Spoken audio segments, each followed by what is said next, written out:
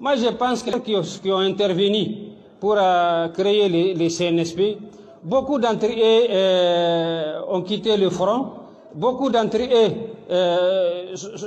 étaient sur le terrain tout hier seulement.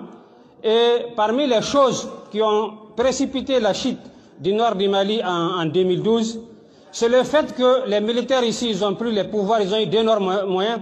Un soldat, il appelle son ami qui est sur le front là-bas, il dit qu'il circule en V8, il est ceci. Ça a démotivé la troupe sur le terrain.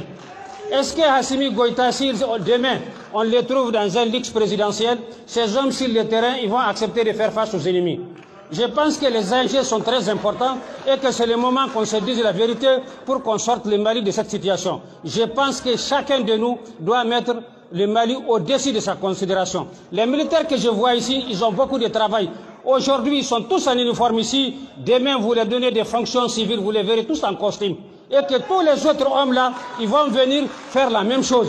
Donc, on ne doit pas commencer par construire un Mali qui sera défait demain. On doit commencer par construire un Mali qui sera périn. Et que militaires tout court, le fait qu'ils sont tous ensemble, le fait qu'ils se sont entendus le 18, c'est déjà suffisant pour l'armée pour mettre la pression sur qui que ce soit à la transition. Et je pense aussi, attendez seulement, je pense aussi que l'un des problèmes de ce pays, c'est que ce pays ne récompense pas les mérites et ce pays récompense plutôt celui qui doit être sanctionné. Je pense que le M5 ne doit pas être considéré comme un acteur banal dans cette situation.